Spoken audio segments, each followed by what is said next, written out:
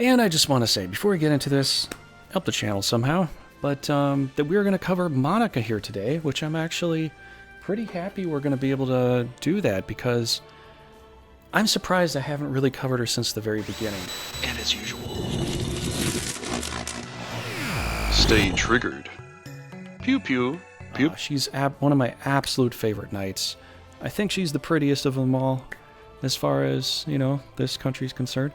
But what does she have to offer? What's she like? What's she about? Well, she hails from Manifest Theocracy. Let's see what some of the skills are here. All right, a jovial musician who attracts people of all sorts. Her true identity is that of a member of the Secret Watchmen of Manifest, who is constantly observing those around her. Formerly a spy sent by Morelva, a betrayal by her companion forced her to run to the Mana Spring, where she collapsed and was later saved by the Holy Roman Sovereign Romanov. Although bright and cheerful, she performs her duty with the Secret Watchman with cold ruthlessness in order to express her loyalty towards the now deceased Holy Roman, the Holy Sovereign Romanov. She is a female, age 21, and a troubadour. She does very well in this class. She does very well. If you're wondering if you're going to like her or whatever, I'd have to say absolutely. Now, the command range is still just a 3, as we see right here. You know, right over here. So that's just kind of okay, not that great. Character growth is at E. So, you know, it's all right, but I mean, you can see the MP is 482. It's quite good. And the rune growth is at a B. Now that is awesome. So, with the rune growth, with the MP, average hit points, I'd have to say it's just kind of average. Intelligence is, it's all right. It's 105. That's actually not bad. It's good. Some other characters can get higher than her with intelligence, but reliability-wise, I'd have to say she's just really fantastic from the start. You can turn her from a troubadour into a healer class, and then, you know, get the heals from that, and then back into the troubadour class to get the thunder spells, and you can go from there. Very versatile. She can do a lot with this game. It's really, really nice. So I would say she's one of the top picks, like one of the main team picks that I pick when I'm making certain teams. Now, what do you get with a troubadour? Oh, it's interesting. You get this heavy swing here, which is just a basic attack here. You know, 90 power. Nothing that great. It's got an accuracy boost to it, so you're probably going to hit with this. Not do a lot of damage, but like if you got to kill a pixie, you know, you could use her for that, I guess. You know, that's fine. Okay, so when you get into this class, right, you get this level 30 troubadour. You start off as, you know, one of the bards, and then you go into, you know, through the troubadour class, and really you're just getting kind of support spells initially, and then you get like these active attack or, protective supportive spells on an offensive, in an offensive kind of way, and then these hurtful spells that will, you know, obviously do some stuff. So this is kind of what you're getting here. It's a little more, so what I'd have to say with the troubadour class, since I don't think I really covered it too much, but she's perfect for this because she starts off as this, and it's kind of the go-to for her right away. So you're going to get good rune growth to have enough monsters to cover her, right? But you're going to have these thunder spells from a distance to be able to just lambaste the enemy and just destroy them. So it's going to be really nice. But what are these other spells? We don't really use this that much. At least I don't use it all the time. I love you use the Geno Thunders the most. But you can do other things with this. So you can field her with Rudo and make Rudo ungodly powerful in certain ways. Let's look at some of this stuff here. All this stuff here, if you notice this, if you notice with all these little spells here, we've got, you can see this, you can see that there's none of these pre-moves here. You can do these things immediately. So the Brave Scream, the Curse Song, and the Orato March. Now, let me just show you real quick, what do they do? It is a range of 1 to 2. It can work ground and sky, doesn't matter, but it does cost MP to do it. This one's 130, next one's 160, and the last one is 120. Why they did in that order, I don't know. But let's look at the Brave Scream. Increases the attack, defense, and agility. So ups your attack, ups your defense, and it ups your ability to hit and dodge. Pretty amazing ability. Pretty amazing skill. For 130, might seem kind of high, but it's pretty good. Now, what's the alternative you could do with this? Well, you have a Protect spell, which just increases your defense, right?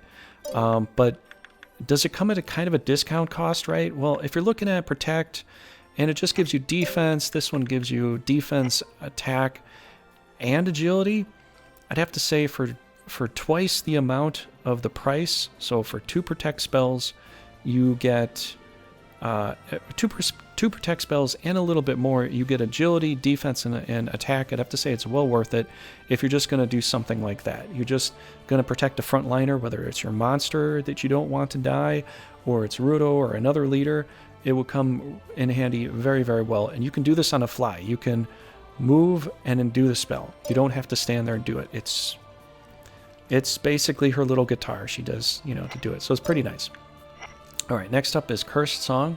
Decreases a single enemy unit's attack and defense within a 2-hex radius. Also inflicts poison and silence. Now, so obviously this attack and defense works for a certain number of turns, right? This is just like a weaken spell and brings her defense down. So if you really want to hinder somebody, the reason this costs more is because honestly, Cursed Song is a little more valuable. It's going to work, like very effectively if you need to take something down. Let's say you need to destroy a dragon that's so powerful, and you're like, oh my gosh, I just can't beat these guys. They're so strong. Bring her into the fight, put Cursed Song on said monster or leader, and you will have your victory. You just will. I know it's expensive. I know, it's like, oh my gosh, it's so much. Once you get to level 30, you're going to get 480 MP. You're going to have whatever you need, So when you're marching her into battle, what you want to do is you want to move up into position. But when you get into position, when you have your guys in front of you still, you can do this immediately on a monster that's in the front line. And in the very next turn, you can jump back and do Geno Thunder or, Mana Transfer or Thunder or something like that. This is a new spell too.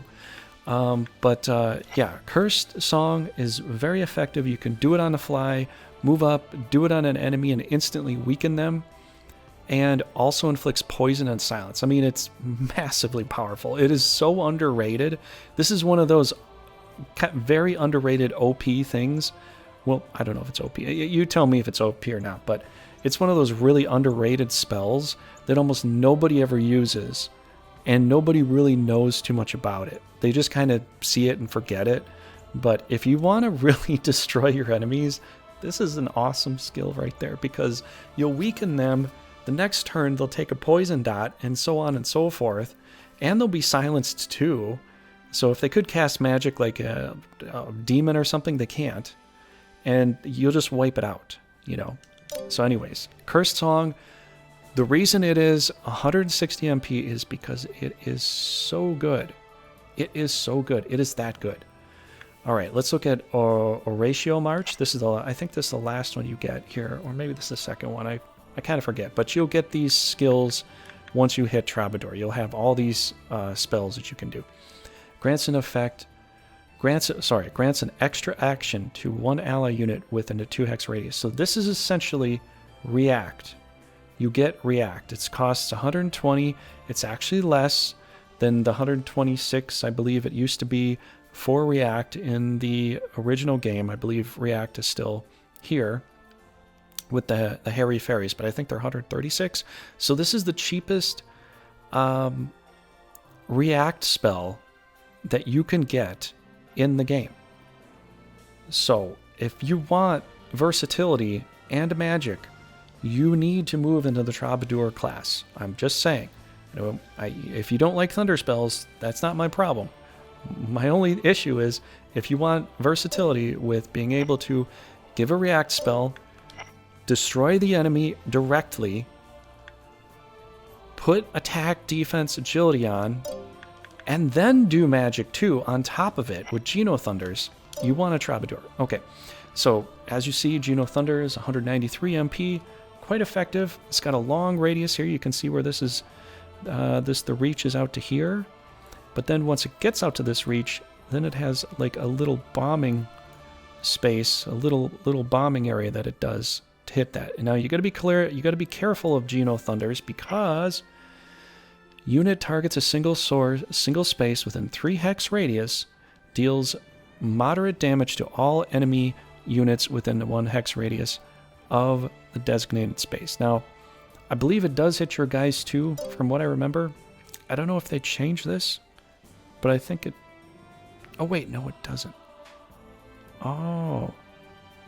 I might be thinking of something else. Sorry about that. But yeah, it's going to hit... Oh, Meteor Doom definitely does hit your own guys. Yeah, they've changed a couple of things here and there. But anyways, that's Geno Thunder. It's really good. It's very powerful. Well, it's not extremely powerful. It's 110 power. But when you use it, it works really well, obviously. All right, now we got Mana Transfer. This is a very interesting support skill. That's why it's in green here for this left side over here. When you see... When you see this left side area, it shows green instead of red. Red is damage that you're doing to the enemy. Green is support. Different kinds of support. But what it does, it's more restorative. But it's not restorative of hit points. Restores 150 MP to a single ally unit within a 3 hex radius. So it costs you 200 MP to do this skill, to give 150 MP to another allied unit to use however you want.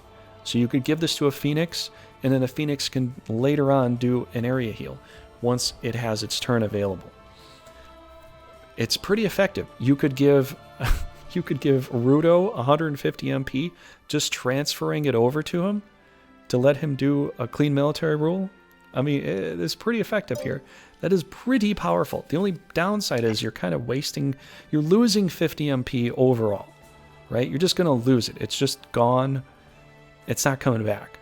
But you're giving your MP, your essence of MP, to someone else while you lose 50 of it into the ether somewhere, and that other monster or knight gets 150 extra MP to just have for whatever they have. So if you're topped off, so look at how much you have there, and if you're topped off, you're going to kind of waste that. It'll kind of go to waste. So let's say you only need 110 MP and you get 150 MP. It doesn't boost it up beyond that. It'll put it to the cap and it'll be locked off at there, and then you'll lose whatever is after that. So, basically look at what you're going to be doing with this, because if you don't do it right, you will waste the MP. Even though the 50 MP is guaranteed to be gone anyways, because you're giving the other character 150 and you're losing 200. So just calculate this out in your head or write this down just so you're sure, so you don't mess it up. But it's a 1 to 3 hex radius space, so you can push it out 3 spaces away from you, and it's a phenomenal skill. Honestly, troubadours are like the best supportive mage in any game I've ever played. And that's why I like them so much. It's like it's basically female Kai in a sense, but with more supportive stuff instead of just all blasting stuff. The only thing is they don't get a heal. You're going to have to do a cross class to a cleric class in order to get the heals, which I do, and I'd recommend. It's very, very potential. It's very good. Like this time though, I didn't. I just kept her in the basic class here, and this is all I really had. In previous iterations, I did cross class her. This time I haven't. But this is kind of what you're going to see when you have more of a natural troubadour class going up to 30. Pretty phenomenal, pretty good. But anyways, you get the protect spell here, 61 MP, 3 range radius, pretty nice. Silent is 4 range radius. All of these are pre-moves. You have to stand there for a turn to do them. Silent is 40 to do it. I don't do silent that much, but if you need to, and you got some extra MP and you want to do it, go for it. Then you got your basic Thunder Spell, 150. I think the 110 and the 150 are still the same power level or potential rating from the previous game. So I don't think that's changed. I think the MP cost is still the same in 91 here, but I think Geno Thunder is a little more. I don't know why I'm forgetting that right now, but yeah, that's pretty much Monica there. That's kind of what you can do with her. You can cross her into a Enchantress class. You can do pretty well that way if you want more magic. She's pretty good with it. Her intelligence is pretty high. It's not as high as some other characters in the game, but I have to say she's kind of better than average as far as a character to use for playing the game. So you can field her as your main team if you want. Secondary team, third team, nah, I'd probably put her in a higher class team to use more often, because I gotta say, she's pretty and she's powerful. So, all right, that's all I really got for this video. If you have any other questions, let me know.